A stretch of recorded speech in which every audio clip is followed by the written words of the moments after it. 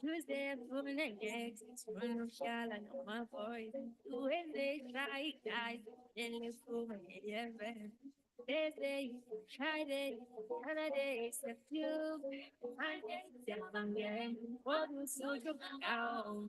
Tuesday, for the next, one of shall and my voice. Wednesday, try guys, then you for my Thursday, Friday, Saturday, September.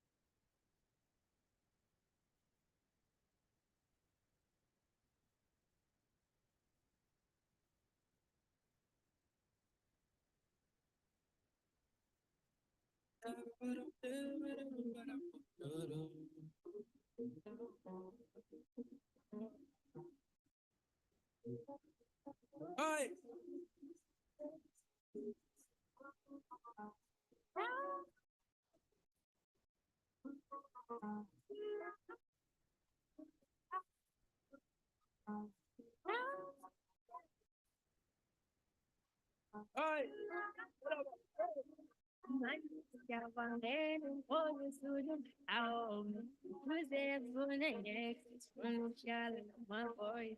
Wednesday, try guys, then you for my Thursday, Friday, Saturday, September, Monday, September, what was so down?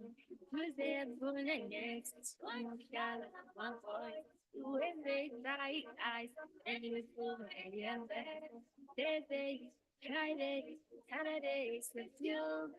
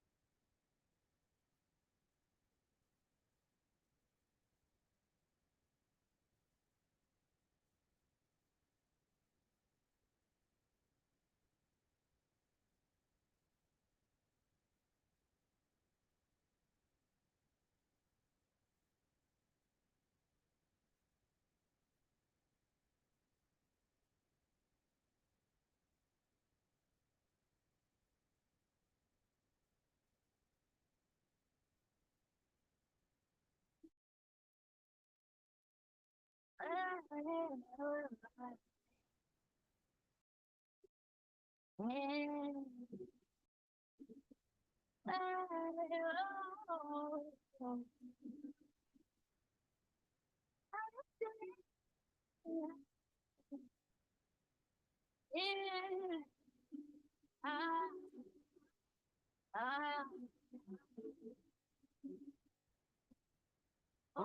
vale on me. Oh, yeah, the glass. Oh, yeah, the glass. Oh, boom. Then you are oh, good. Oh, good. Die in the car. Ah, the car. Why in the flingilla? Any fusilla. Any bonita. Oh, but Yanu Yamika.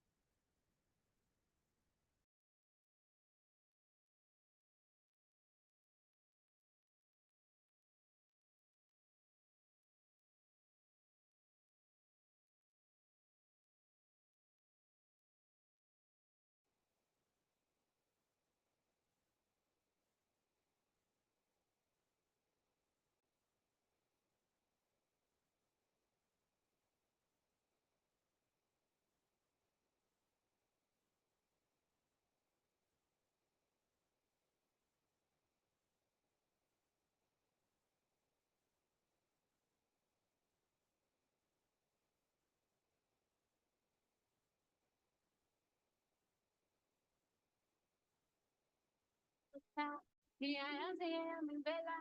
Dino Rashi Quiet, Dino time, and the view of Obama, and the issues are on Galamsa. Yeah, I am in Bella. Dino Rashi Quiet, Dino time, and the view of Obama, and the issues are on Galamsa. In Rashi Quiet, and the view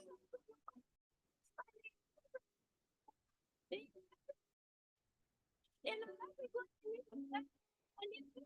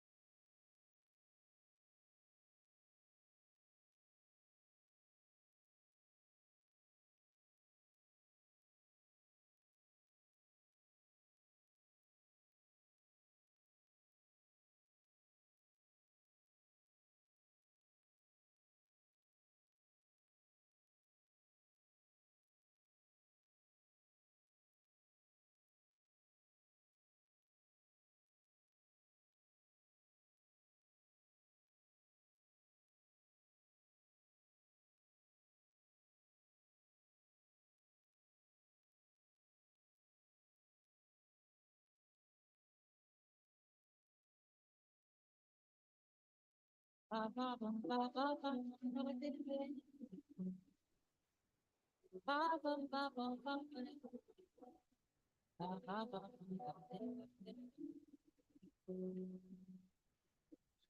sunny no day, bangani ho. Oh, sunny no day, bangani ho. Oh, sunny no day, bangani ho. Oh, sunny no day, bangani ho. Oh, sunny no day, bangani ho. Sunny no day. Oh, sunny no day, bangani ho. Sunny no day. Oh, sunny no day, bangani ho. Sunny no day. Oh, sunny no day, bangani ho. Sunny no day. It's not just a piano, says Vicky. It's not just a piano, says Vicky. It's not just a piano, says Vicky. It's not just a piano, says Vicky. Saposha, sapanda, samata, saposha, sapanda, samata, saposha, sapanda, samata,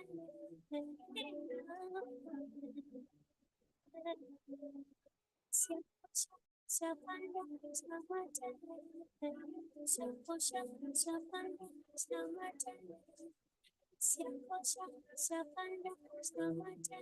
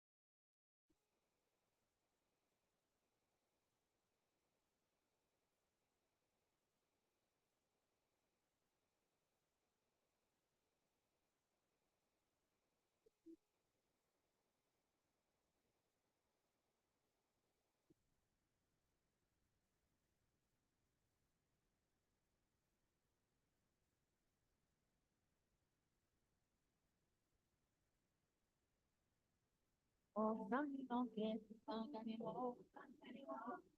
Oh, sunny no get, bangani ho. Oh, sunny no get, bangani ho. Oh, sunny no get, bangani ho.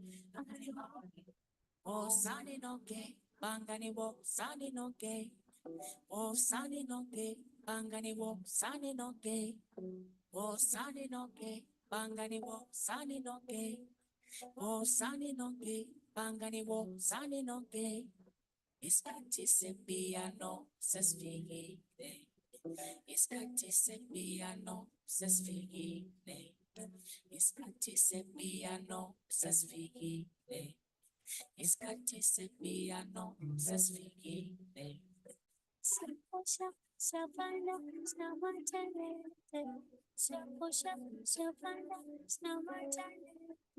Saposha savana snamatane.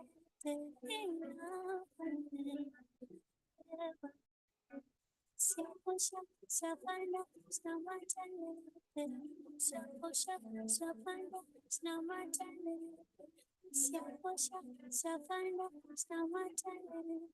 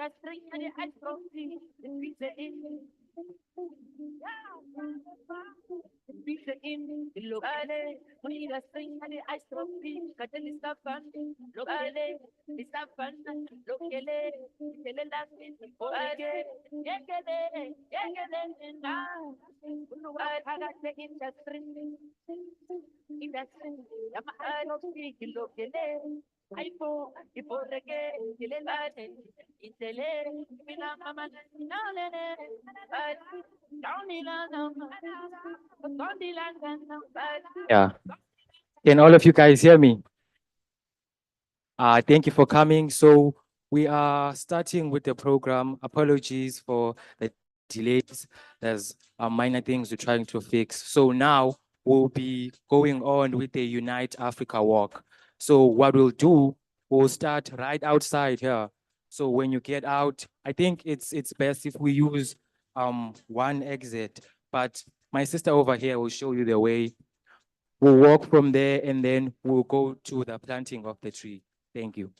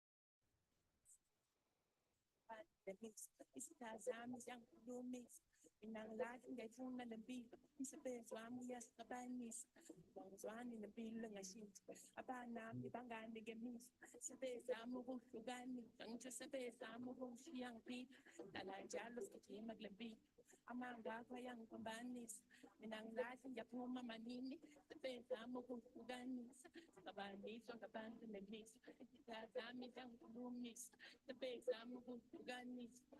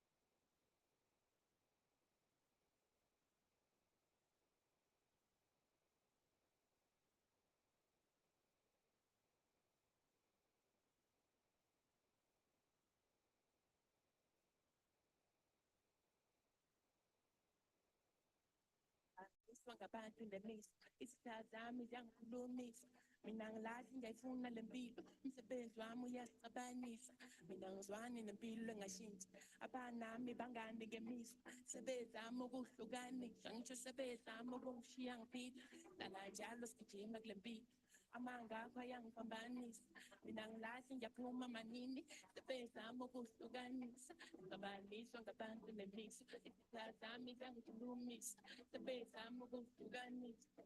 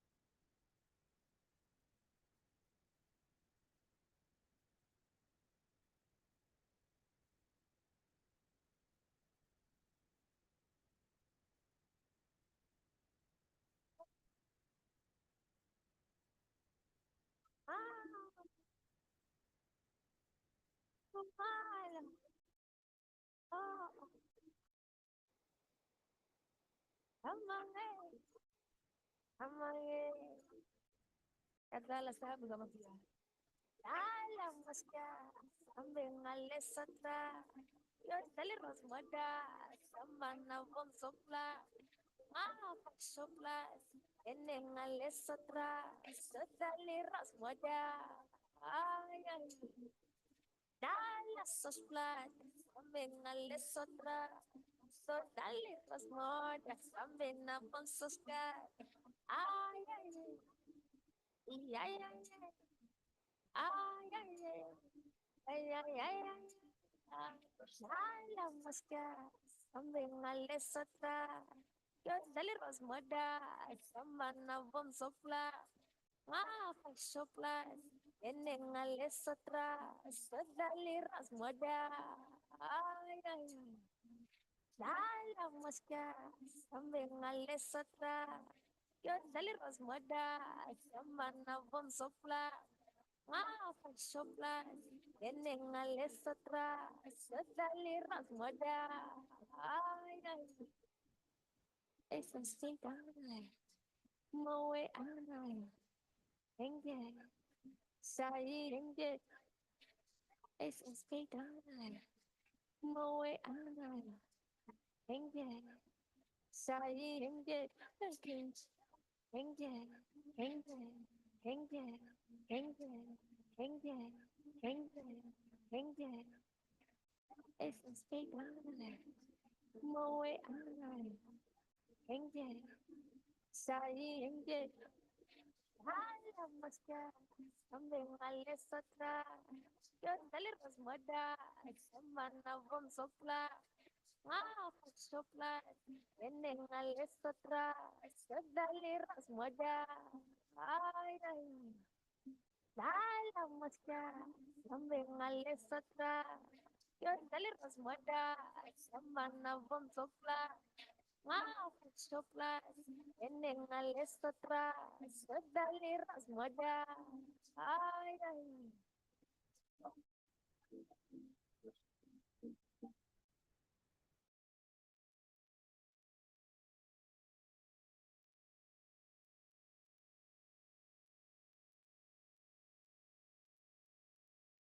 Ya.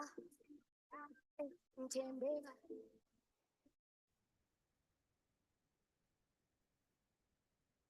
And it's uyababona, ay, skufus, alapatugengenza, matini panayami bengenza, shexten, desdembeba, matini batikamba, alala, kaluhamben kamngobang sonriga, etiniga namnan negasiwa, Unimaliam Mingonriga, Ifron Bullion, Maliam Niganam Pinta, a dog Kamalak Pagiros Moda, is para toda Hopuyang Saan Balik nga lang? Pagiros Moda, is para toda Hopuyang Tola, sabi sa baba ng pagkayam sada, Anga, Kasi lang ko na.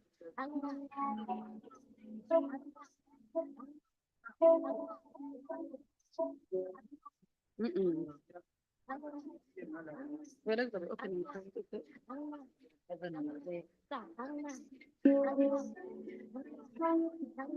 This place, sinisinganan eh. So then, Pachays, speaking up, anong dola la pag-utay ko sa kuya ba?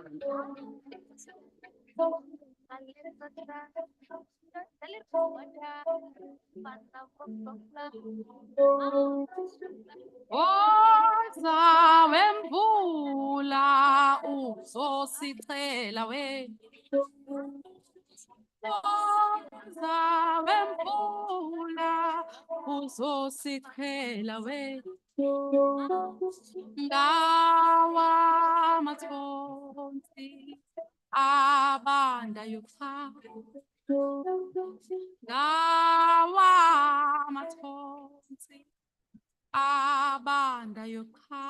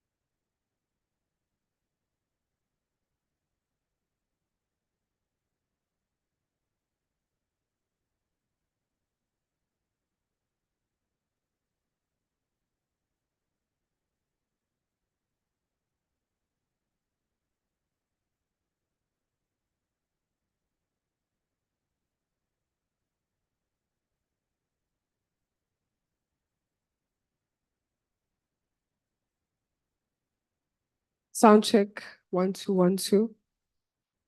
Welcome everybody to Africa Day. This is our celebration of how hearts can unite, celebrating our diverse cultures, and you guys are looking beautiful today. Yeah, you can leave it on top of the laptop. So today we have a packed program that is going to be we're going to be celebrating our Africa, and we have want to acknowledge first. I'd like to acknowledge the DVC of Humanities, Prof. Mkhize. I'd like to acknowledge the board members. I'd like to acknowledge the HOD of Sports, Arts and Culture, Honorable Tobile Sifunda. And I'd also like to acknowledge the Dean and Head of Social Science, Prof. Ojong. I thank you and all protocol observed. I thank everyone who has made time to come here today as we are here to celebrate our Africa. My name is Vatlokwela and I'm going to be your MC for your program director for this program. So first up, we're going to have a prayer that is going to be done by Sibongile Abigail Chabalala.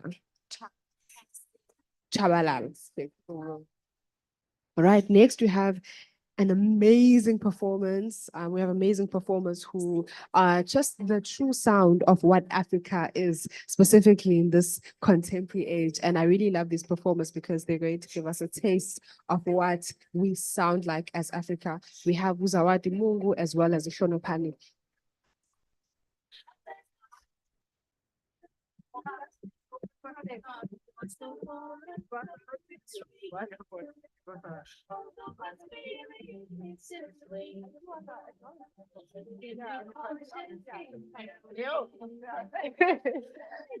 Ngathi nangikwazi igama lakho.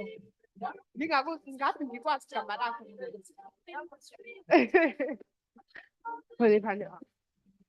Right. Well, this program is going really amazing. And I hope that everybody is enjoying their time here, as well as our team online. We thank you for the people that are joining us from our live feed. Now we're going to be having a welcome address by the Vice Chancellor of UKZN. Thank you for hosting us here. And Vice Chancellor, you can come up. All right. Now we're going to have reflections on the City of Africa Day by the Dean of School of Social Science. And this is Prof. Ojong. And she's just going to be talking to us about why this is necessary, why happening today. right? Now we're gonna have the head of Department of Sports, Arts and Culture, Honorable Toby Nesifunda, who is a psychologist in.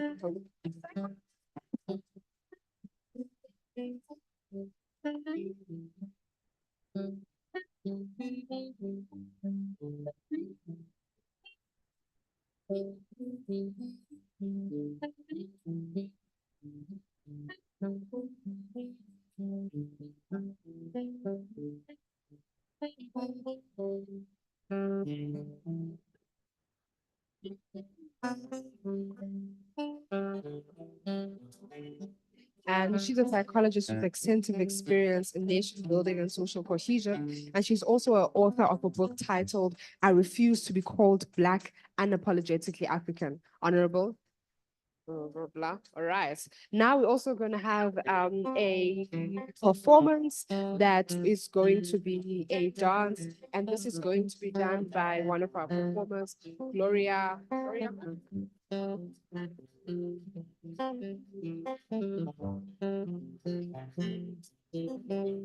It's-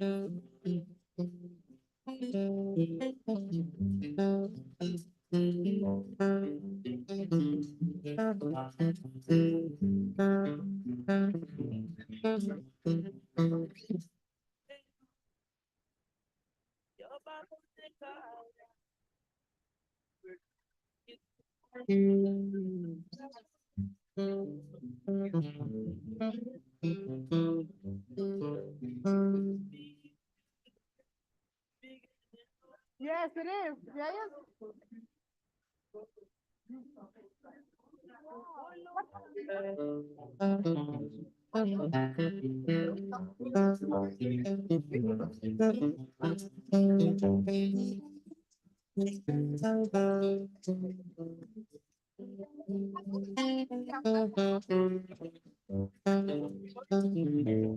Oh, I see. Okay, I can help. Oh.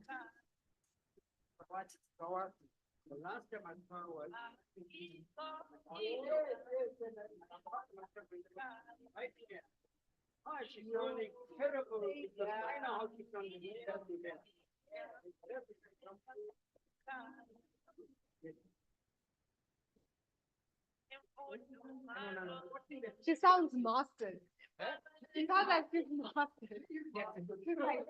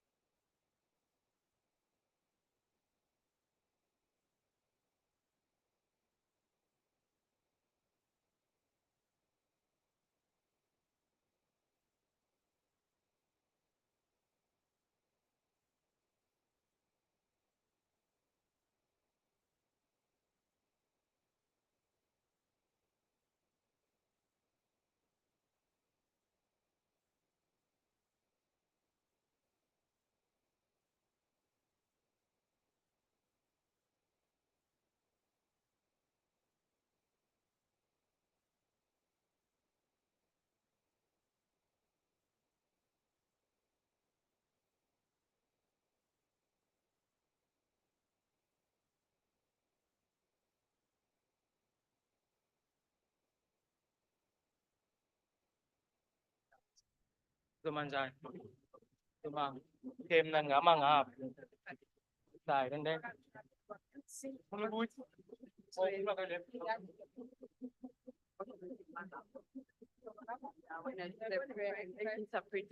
Is the sound okay? Yeah, it's cool, it's cool. And the volume, I think, is also good. Everybody. Everybody. Good morning. Morning. Can people hear us outside? So people are here looking beautiful. Can people hear us? All right, Oh, people can't hear us outside. Okay, cool. all right, all right. Morning, everybody. Everybody's looking beautiful today.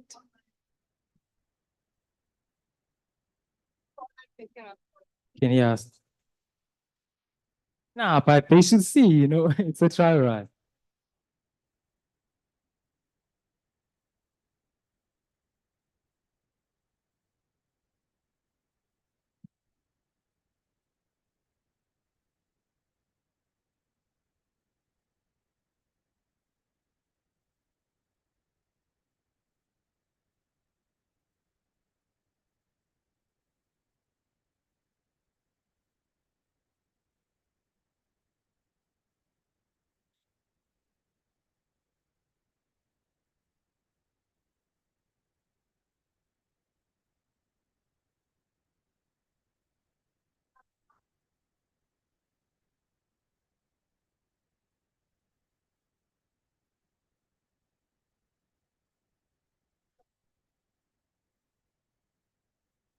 Yeah, because he sent me.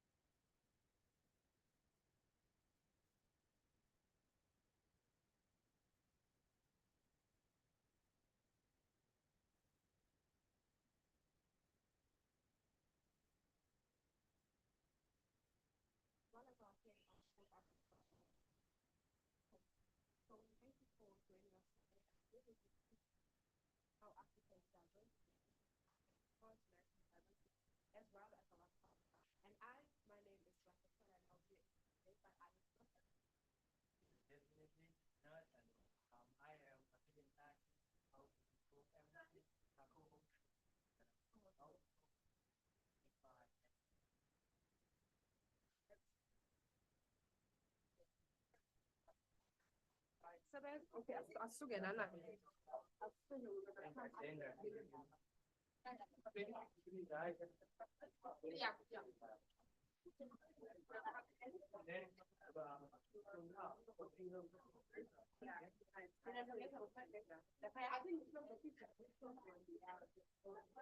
yeah. Yeah, I know who the melody is. Because I'm feeling the money one time. Because I feel like I'm for the money.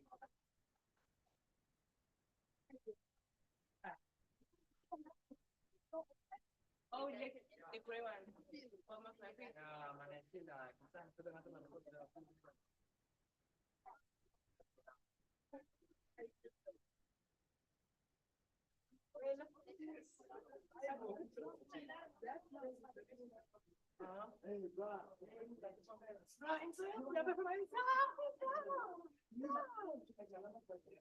Kama sitachaiva ujabulile la kuwe. Sasa ngiyazi la kuwe. Ngiyazi la kuwe. Hey, hey. Nah, tengo supongo ahora por favor. I was looking for it, but she came. I was like, I don't know. Nah, like I didn't touch that part. That's what I did. Like I'm saying. Sorry. When you put your hands. What thing are you? I'm gonna hear head, bro. It's cool. When's the tune? Oh, that's not the time.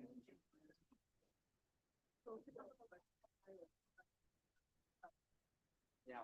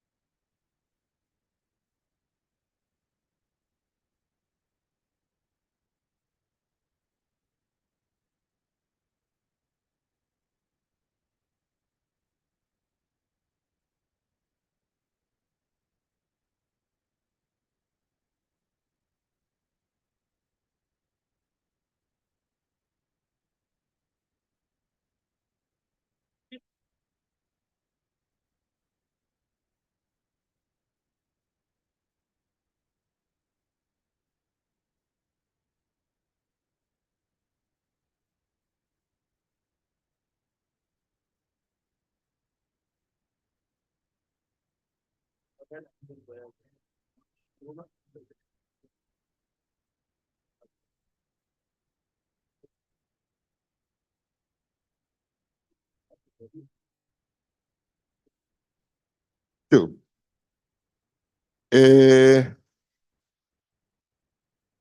I would want to greet you ngesizulu igama lami nguMpumelelo Nhlapho Sanibonani.